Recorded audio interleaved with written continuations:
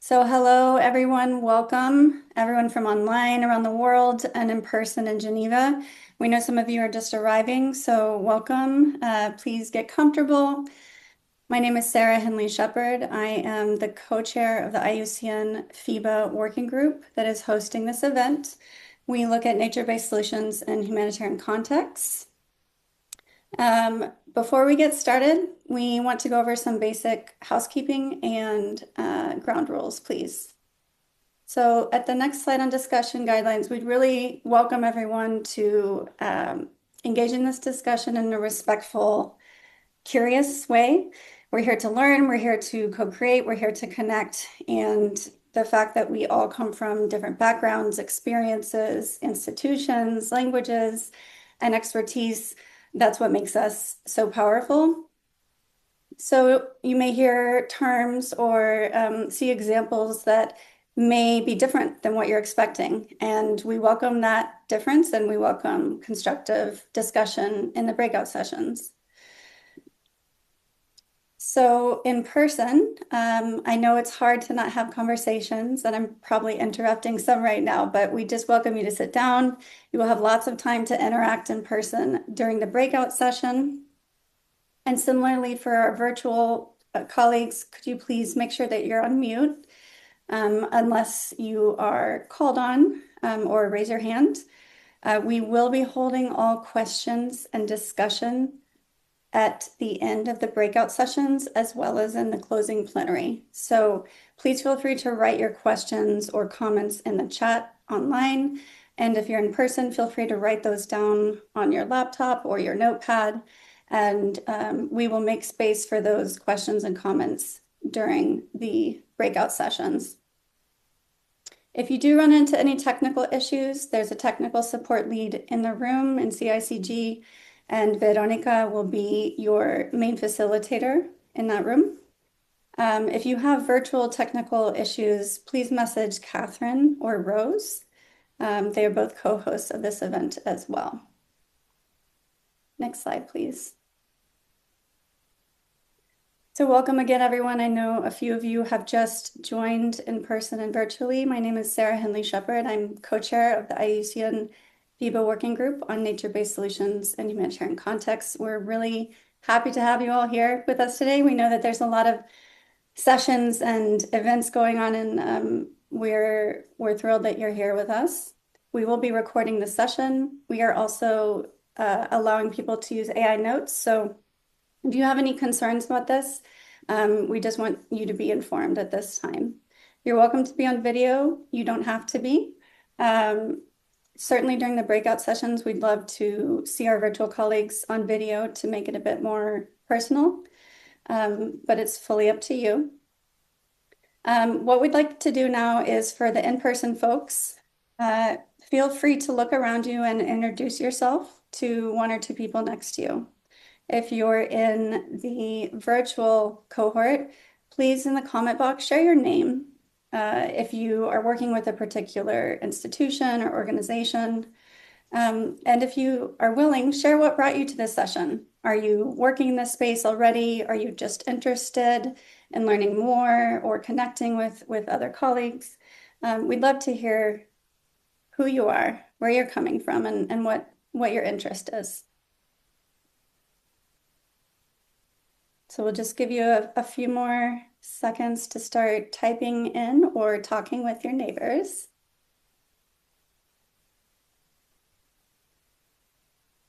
And while you do that, we'll go to the next slide. So again, if you're just joining, please, in the virtual cohort, please feel free to add in the chat box your name, if you're affiliated with a particular institution, and why you're here today. And in the room, feel free to say hello to your neighbors. But again, you'll have more time to connect with each other in the breakout session. So this is how we will spend the next 90 minutes together. We will first start by connecting, doing welcome introductions, and then we're going to do a bit of nature-based solutions 101 specific to humanitarian contexts. We want to make sure that everyone has at least some similar baseline of terminology and concepts before we dive into the presentations where practitioners will be leading us through their work. Then we'll break into learning labs. There will be an in-person cohort and a virtual cohort. They'll be taking place for about 50 minutes, so most of our time today will be spent in those breakout sessions. Then we'll come back together in a closing plenary. We'll have report outs from each of the groups about key themes that came through in the presentations, and then we'll close today with a call to action. So next slide, please. So we're really fortunate today to have a fantastic team of facilitators helping guide this session. Veronica Ruiz is in person. I don't know if you want to come off mute and just give a hello to folks online. That would be great. Yes, thanks, Sarah, and hello to everyone. And very happy also to be in this room with many familiar faces. I think we are becoming we started as a small family, but I think we are becoming a big family. Hand it over to you, Sarah. Absolutely. Thank you, Veronica. So Veronica Ruiz is a Senior Climate and Resilience Manager with IUCN. She brings deep experience advancing nature-based solutions for climate resilience and supporting their integration across global policy and practice. She's a co-founder of this group 6 years ago, along with myself and several folks online and in the room. So we're very, very fortunate to have Veronica here today. We have Rose Washington, who's a program officer with IUCN. She's coordinating a lot of the great work of this working group and other FEBA working groups, and she focuses on advancing knowledge generation, partnerships, and implementation of nature-based solutions around the world. Next, we have Erika. Erika Claseri is co-founder of the Joint Initiative for Greener Humanitarian Action, and she was at USAID for over 20 years. So she works to bridge environmental sustainability and humanitarian response, helping shift the sector to using a more green approach. And finally, I'm Sarah Henley Shepard. Again, I'm a co-founder and co-chair of this Nature-Based Solutions in Humanitarian Contexts Working Group.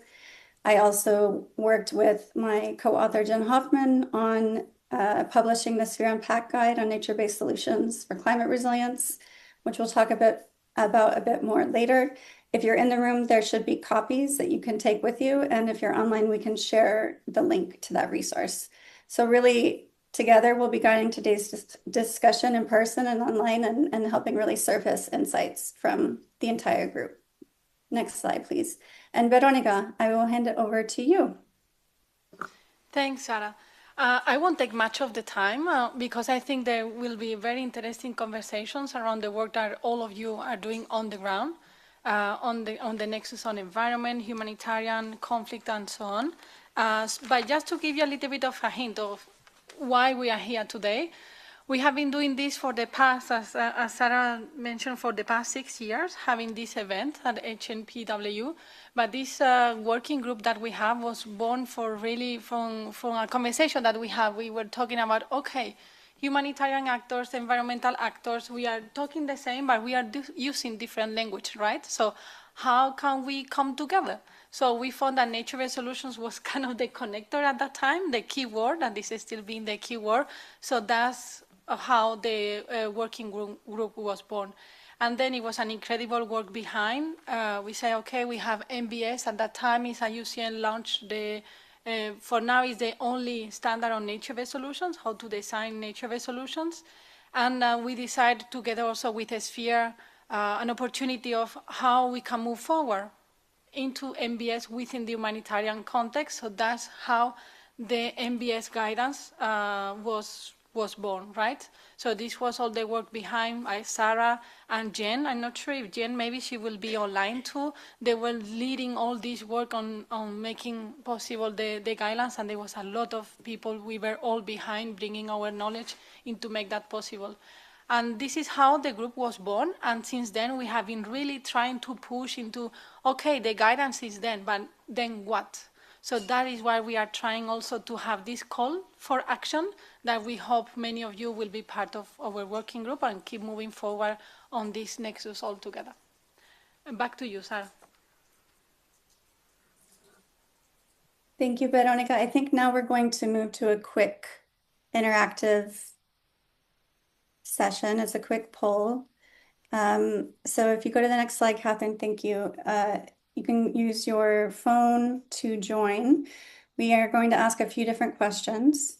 The first question is to ask what your primary area of focus is. You can choose the words that you like. So it could be climate resilience, conservation, WASH, whatever it may be. We'd like you to share that with us. And Catherine, if you're able to show the cloud, that would be great.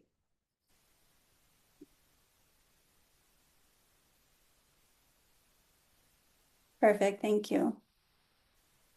So seeing a lot of different areas of focus coming in. I know we have a lot of long timers in the room and also up and coming timers in the room. So seeing a lot of familiar faces and new faces. So we have disaster risk reduction, greening, humanitarian. Those seem to be the main themes that are coming out. This is super helpful for us to know who's in the room. And feel free to continue writing those in. We will move to the second question. And this really asks about your level of experience. Again, this is to help give us a sense for who's here with us today and what is our level of experience working with NbS.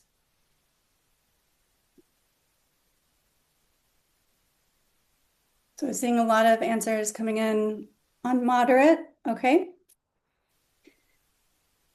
So it looks like the majority of folks are in the grouping of having done a moderate amount of NbS in humanitarian contexts. We also have in second place, I've done a small amount of work. So we have folks from all different levels. This is what we expected. And so this is really helpful. We're going to, in just a minute, move to a bit of 101. So those of you who are experts, enjoy the ride. And for those of you who are new, we hope that this will be a useful kind of scene setting baseline for you. So we can go ahead and go to the next slide. Thank you for participating in that. So really, before we move on through the opening plenary presentation, we want to start with why we're here today. And I know my colleague Veronica mentioned this. We want to acknowledge the situation that we're in currently, and also acknowledge that resilience and resilient systems require disturbance, and that our systems and the people and things within them only evolve when they are pushed to adapt, and we are being pushed. Right now, the humanitarian system, as we know it, is being forced through a very difficult sea change, and frontline communities are experiencing profound disruption and suffering.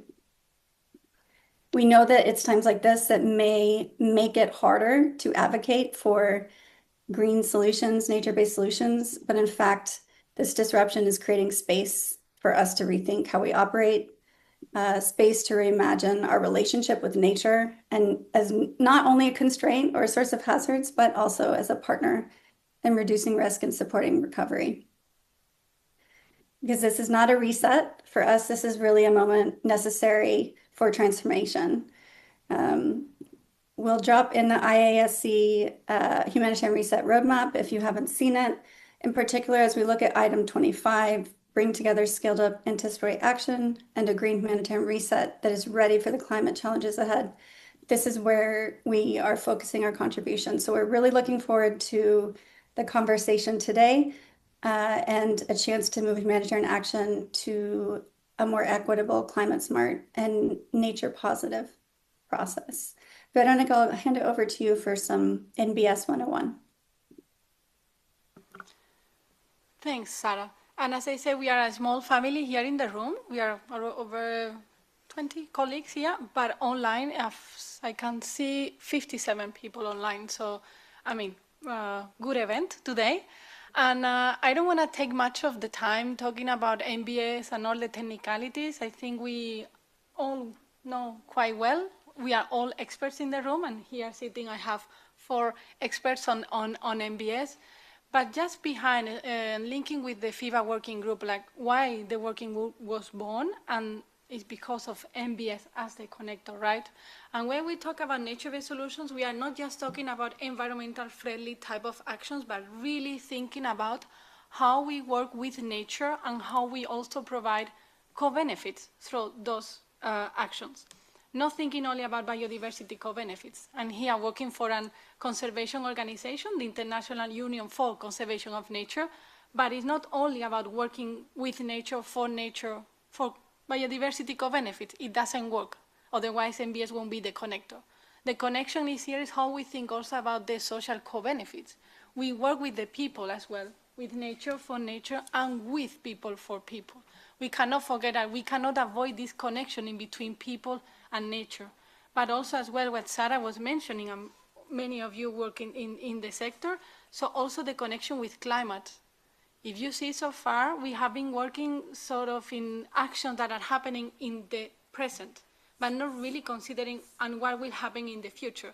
And we see many of those impacts already. Aisha, you will talk about your case, Pakistan, flooding. I mean, we have to think like flooding is being more recurrent.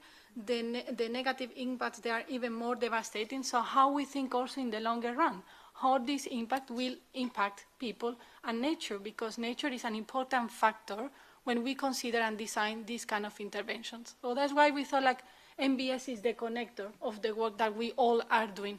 And very importantly is that we have to think that behind, and this was, I have to say, this is my personal point here, and I'm very glad that Erika, she's online. When we started trying to connect environment and humanitarian sector, I recall myself being the only one representative for environmental organization in the HEHAN group back in 2015, I think, or 16, and being called tree hugger. But now I'm not a tree hugger anymore. I'm part of the community. So I'm very glad that, things has been changing. So something has been there and making the connection in between different sectors, right? So I think that is very important, and the connection is here when we come with people component. That is the important part. And from there, next slide, I cannot move the slide myself. And this is from there where the NbS guidance, as I mentioned previously, was born. And it was a hard work by Sarah and Jen, and they're leading that work and really making clear that nature-based solutions, it wasn't new for the humanitarian sector. It's something that you as humanitarian actors and practitioners, you have been implementing already, but call it differently. Now where we are coming is with the same framing that we can connect under the same, what we call umbrella, NbS as umbrella, right? So the guidance was born in that spirit as well, on trying to find that umbrella and how we can connect our different jargons. When you talk, for example, about livelihoods, we talk maybe about climate smart intervention. So trying to find what are the similarities so then we can start speaking the same language, because at the end of the day, what has been happening so far maybe is that we were lost in translation, but we were working on the same. So that's why year by year we keep coming in these events on an annual basis to keep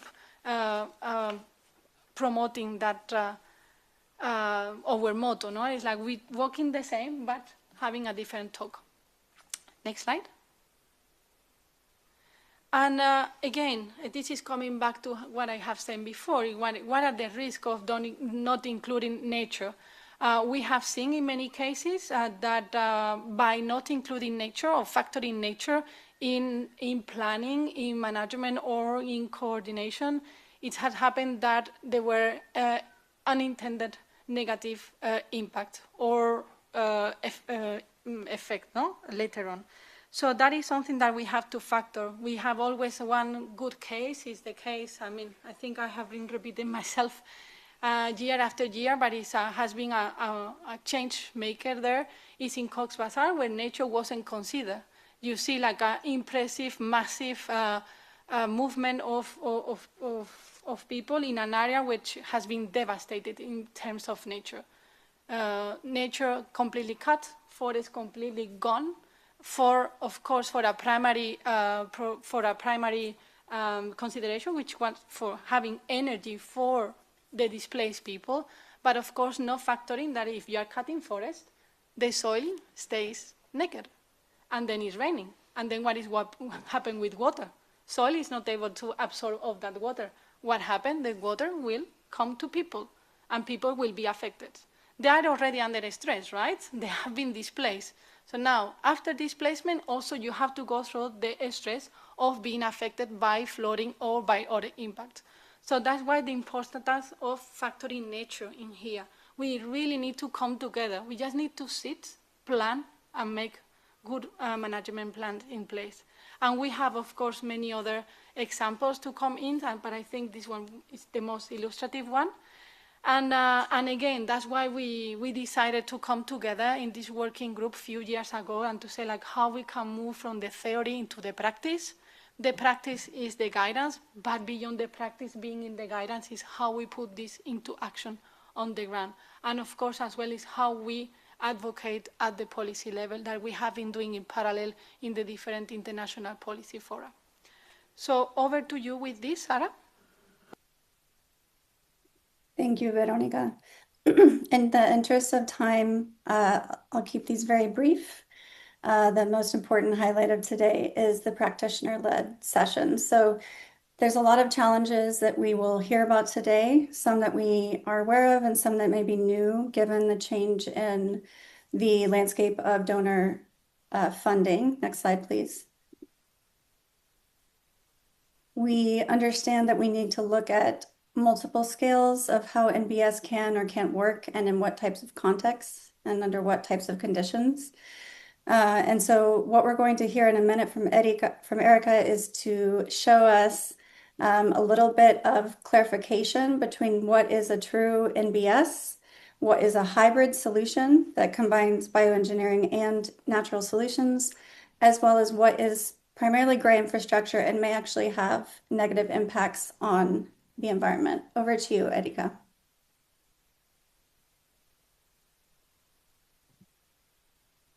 With many thanks. Yes, thank you so much for coming to this slide. Again, lovely to be here with you all. Erica Claseri. I started with USAID back in 2004. So yes, enjoyed working with Veronica and others for many, many years, always working at the environment and humanitarian assistance interface point. So we've got a lot of expertise in the room here, and we're looking forward to hearing from our presenters. And the example here that's up on the screen, I think many of us have seen these types of situations before, where we're looking to put in a river, a settlement for a displaced population. Invariably, people get put in area that is, the land is frankly unoccupied, in many cases undesirable. In this particular case, when we have looking at flood protection for a particular settlement that was created in a disaster type of a situation, some of our first instincts might be to go, and this is very, very common, to go for an engineering type of an approach, a hardscaping approach, a gray infrastructure, if you will. But we have to be very careful, as this group knows well, in thinking through there's a high cost for these types of situations where we're putting in gray infrastructure. There is a massive potential risk of putting people in a situation where they think that they have security because there was this massive flood wall of some sort put in, but there can be a massive false sense of security, even if it makes for a short-term demonstration of goodwill of the community, of the donors, of the response. And we recognize that in these desperate moments in people's lives, we want to see things that are done. The option B is really in this particular kind of a situation where a settlement was put in a flood zone, in effect. Option B is really the more effective option, working with and not against nature, thinking, actually this site, we might want to push back as humanitarian experts, as working with civil society organizations, with local governments, UN entities, to actually find a safer location. So nature-based solutions is not simply we have a settlement and we're going to try to fix that settlement by planting appropriate species. Sometimes the no action alternative is the preferred alternative, to say this is going to put people in harm's way. So I did want to say that this entire setting of NbS and humanitarian assistance, for those of you that may have attended earlier today, the Climate Action Accelerator had a panel with ACTED, with the Swiss government, with the European Union, ECHO, as well as with Bangladesh Red Cross, Red Crescent Society, where they were speaking specifically about this is really the way that we have to address both human suffering and planetary suffering together, this forward-looking is just makes for more effective humanitarian assistance that are greener and in many cases less more cost-effective. So with that, I will move over to the next breakout learning labs. So we're very excited to have both a virtual breakout group as well as, of course, in person with Veronica and Joe and team in Geneva. And we will hear from our presenters for the next 50 minutes. We're going to be sent off. Thank you, Catherine and Rose, for sending us off into these separate rooms. And we're going to hear from expert speakers. And yeah, I think we can be sent to those rooms now when you're ready. Thank you, Erica. Looking forward to the discussion, everyone. And just if you could go back one slide, Catherine, we'd like to showcase. Oh, forgive me. Yes, that's I'm okay. happy. That's okay. No, Yeah, okay, yes, absolutely, yes. And so speaking of the expert speakers, thank you so much for putting them up on the screen here. We have Mr. Nugroho from Mercy Corps Myanmar, Mr. Masum Hamdard. We have Mr. Sampija and Ms. Nasrira, as well as Johanna Ferro and Ms. Milken speaking about examples in Uganda. And so we've got a robust series of examples from Uganda looking at broad tools that Mr. Hamdar will talk about for environmental assessment. And so that'll be our virtual group. And moving over to the in-person, please. The next slide.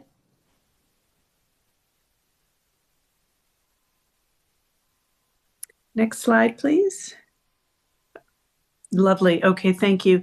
And then in the room, under the careful hand of Veronica Ruiz, we're going to have the International Federation of Red Cross with Mr. Douglas and Ms. Nyman, as well as with Community World Service with Ms. Hassan and from GNDR, the Global Network for Disaster Reduction of Civil Society Organizations with Ms. Londoño. And so we're really excited to have these separate conversations for the next about 50 minutes, and then we'll come back in and have some collective conversations together. So see you soon.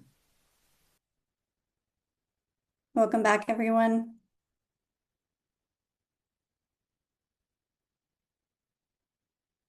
Just waiting for all of our colleagues to join back in the main plenary. We have about 9 minutes, and we would love to hear back from each of the groups. Okay, Erica, why don't you go ahead if you don't mind, and then we'll pull Veronica in when they get their audio again. Very well. So thank you so much to all of our excellent presenters. We had presentations from 3 different projects. We heard from stories from Myanmar, from global tools like the NEAT Plus, as well as cases from Uganda.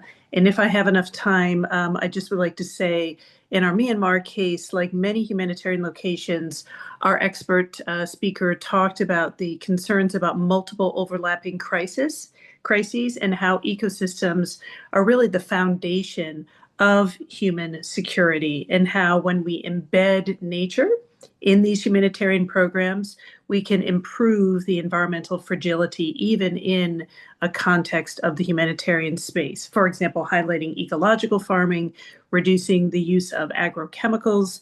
And this really, I think, resonates well with, again, this humanitarian reset conversation, action item 25.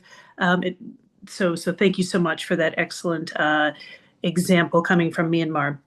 We then also heard about the Global Nexus Environmental Assessment Tool that has been funded for many countries to do training, and it's going to be funded by DG ECHO to do additional training.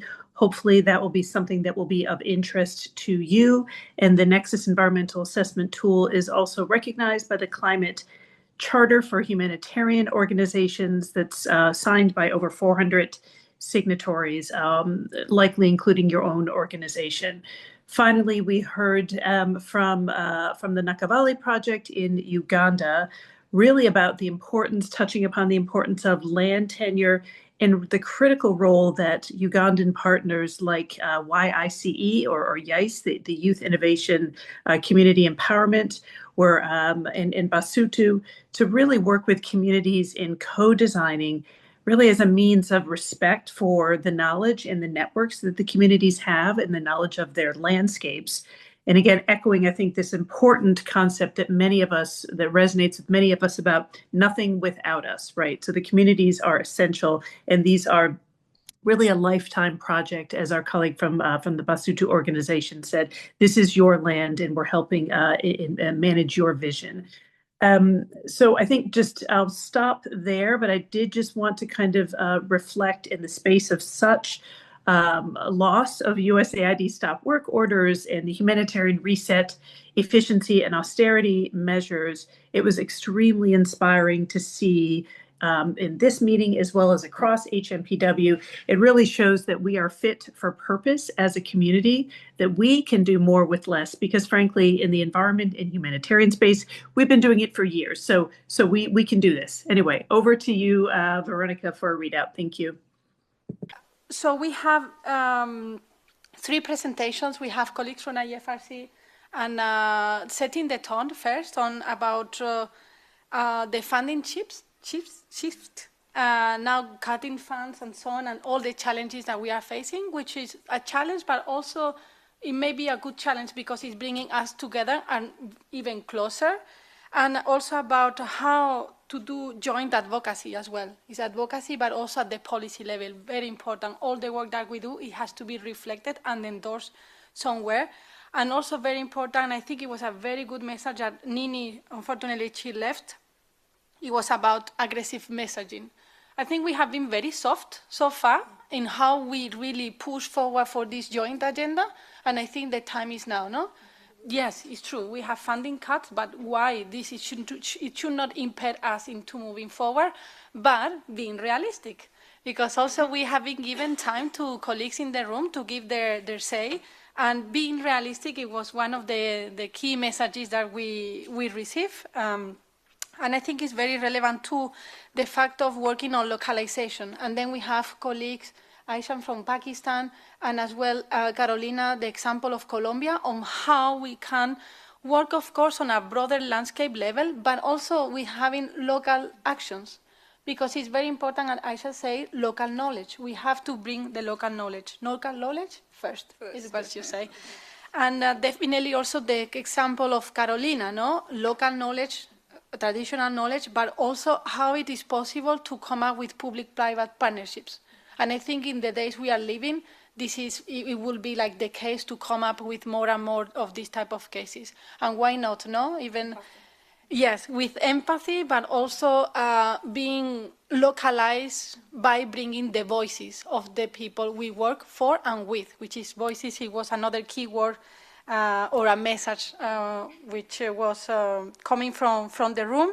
And just to say, maybe because, Erika, you have been really giving a strong message as well, I think something that came up also from the conversation that we have is about the importance of being creative in the times we are facing as well. It's not because we are short of funding that we cannot be creative, even more impactful if we wish. Also to bring the voice to nature and to think at the sustainability as the long term. Kevin, you say that, no? Don't thinking just at the present, also about the future, and being realistic of the climate crisis that we are facing, humanitarian and natural crisis that we are facing nowadays, no? So I will stop here, and I think a call for action is about bringing perspective, working on partnership. And again, we say every time when we are having these joint meetings is to come together. And non-human entities. Next slide, Yes, please. the perspective, the non-human entities. Yeah. Back to you, Sarah. Thank you so much, Veronica. Could we give the in-person and virtual folks a round of applause? We really appreciate all of your insights, the time and energy that it took to come here today. We'd love to stay in touch, and we hope that this is just one discussion of many discussions. So thank you so much. Please feel free to check out the links in the comment box. Feel free to drop any questions or comments, and we can take note of them. We will send out some version of either an outcomes document or a story to all of the participants and facilitators. So this won't be the last time that you hear from us or see us. So thank you so much and take care, everybody. Bye-bye.